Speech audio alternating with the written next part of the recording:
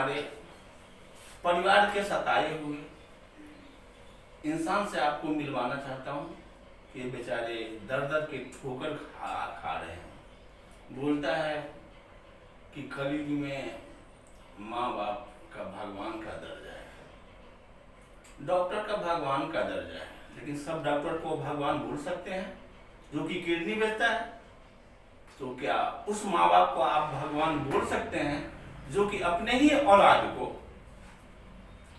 एक औलाद को पैसे के लिए दूसरे औलाद को गड्ढे में ढकेलता है, उस पे गलत इल्जाम लगा करके पुलिस चौकी में फंसाना चाहता है और उसको मेंटली हरासमेंट कर रहा है कि उनके प्रॉपर्टी को हड़पने के लिए। तो आइए मैं आपको उसी शख्स से मिलाता हूं कि वो अपना सच्ची जो उनके जीवन में आज तक घटना हुआ है वो बताएंगे। भाई साहब अपना नाम बताएंगे। मेरा नाम मोहम्मद कौसर है, उम्र 47 है और मैं भी रहता हूँ थाने में। पहले माँ बाप के साथ में रहता था कांदिवली में, बंगलों में। तो वहाँ पे कुछ ऐसी घटना हुई कि जो एक आम आदमी स्वीकार नहीं कर सकता। आपका मन वो घटना देख करके विचलित हुआ? विचलित माने ऐसी घटना है कि जो आप कोई एक समझदार आदमी है वो जो उसको स्वीकार कर ही नहीं सकता, और अगर आप न्याय मांगने जाओ तो आपके माँ बाप बोलते हैं हम इसमें कुछ नहीं कर सकते, आपको इसी सिचुएशन में इसी घर में रहना है। तो जो मेरे लिए संभव नहीं था और मेंटली बहुत हैरेसमेंट किया गया। मेरी सगी माँ ने मुझे बोला है बार बार कि तू तो चाहिए ही नहीं था और पैदा हो गया। तो कई सारी बातें जो मैं ये ऑन रिकॉर्ड बोल नहीं सकता, लेकिन इतनी घटिया और गंदी सोच कि आदमी आत्महत्या करने को मजबूर हो जाए, ऐसी सिचुएशन आज मेरे फैमिली के साथ की। आज मेरी बीवी मेरे साथ नहीं है, इसके पीछे यही कारण है। आपके माँ पिताजी, आपके भाई? मेरे माँ पिताजी, मेरे भाई और वो सारा परिवार जो कांदिवली में आज की तारीख में रहता है। आपको संपत्ति से भी दखल दिया कर उन्होंने 2015 में गुजरात समाचार में ऐड दिया था कि ये हमारा लड़का हमारे से घर से चला गया है तो हम उसको संपत्ति में बेदखल करते हैं। जबकि मैंने मेरे पिताजी के पास और माताजी के पास 1 रुपए का डिमांड कभी नहीं किया जब तक मैं वो बंगलों में रहता था, बल्कि मैं और मेरी बीवी जो कमाते थे वो हमने पूरा हमारा कमाए बिना कभी हिस्सा मांगे सारा घर में दे दिया। अच्छा, फिर भी आपके साथ ऐसे व्यवहार क्यों किया आपके माँ बाप ने? वो एक्चुअली सर हमारे बड़े भाई जो बिजनेसमैन है उनके पास इतना समय था कि घर को वो देख पाते थे। बंगलो उन्होंने बनाया तो उन्होंने मेरे और मेरी भी हर हस्बैंड वाइफ के बीच में कभी कभी झगड़ा होता है, लेकिन हमारे घर में कभी उसका रिजोल्यूशन माँ बाप ने लाया नहीं। और दूसरी सबसे बड़ी बात, हमारे साले साहब क्रिमिनल बैकग्राउंड रखते हैं। आर्थर रोड जेल में वो रह रहे थे जब मेरी और मेरी बीवी की एंगेजमेंट हुई थी। तभी मैंने पिताजी को बोला ये मेरी शादी मत करो, लेकिन मुझे फोर्सफुली मैरिज करवाया गया। मैं बोला ठीक है, अभी हमारे यहाँ पे प्रथा है ना, मैरिज करो तो साथ में जिंदगी निकालना है, तो मैं निकाल ही रहा था जैसे एक आम आदमी जिंदगी जीता है। लेकिन हमारे भाई ने कुछ ऐसा किया ना कि जो मैं यहाँ पे बता नहीं पा रहा हूँ, लेकिन बहुत ही गंदी चीजें की घर में। और हमारे माँ बाप, हमारे सगी माँ ने सब एक्सेप्ट कर लिया और हमारे घर में हमारे पिताजी का कोई डिसीजन नहीं चलता, सारा हिसाब जो भी है वो हमारी माँ ही देती है। और जब एक सगी माँ किसी ऐसी चीज में एग्री हो जाए जो एक कोई भी इंसान एक्सेप्ट नहीं करेगा, तब इंसान को बहुत ही एक शौक लगता है बहुत बड़ा, जो मेरे साथ हुआ। और आपके पास आने की वजह ये है कि आज मैं उस लेवल पर पहुंचा हूँ कि मेरी बेटी है आज 13 साल की होगी, लेकिन मुझे उसके बारे में कोई अता पता नहीं है। अगर मैं मेरे घर जाऊँ तो सारा परिवार मुझसे झगड़ने के लिए हमेशा तैयार रहता है।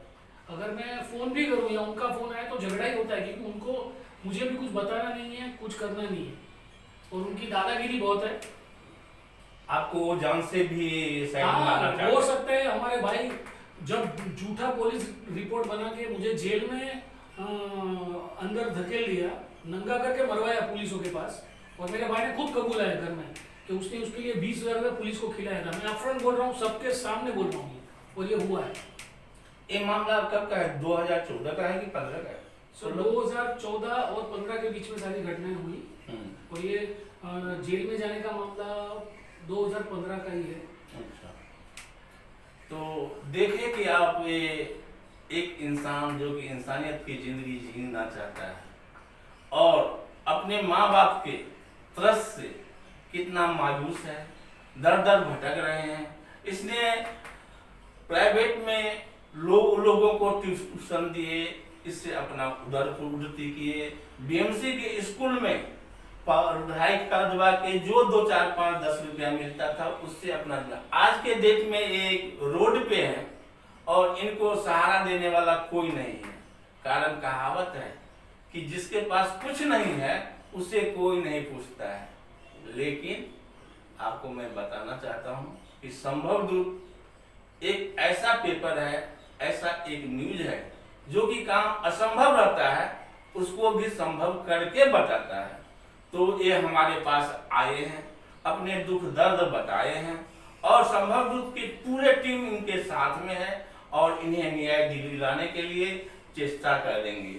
माँ को, बाप को भगवान के रूप में दर्जा दिया जाता है, लेकिन इसके माँ बाप ने वो दर्जा को धूल मिला दिया, उसको भी गंदा दिया है कर। इनके भाई जो हैं, जो कि इनसे बड़े हैं, जो कि बड़ा भाई बाप के समान होता है, वो छोटे भाई पे कितने बुरे नजर रखे संपत्ति के लिए। पहले क्या था? तंत्र युग था, इसके बाद मंत्र युग हुआ, लेकिन इस कलयुग में आके षड्यंत्र युग जो चलता है, इस षड्यंत्र युग के शिकार ये मेरे भाई साहब हैं।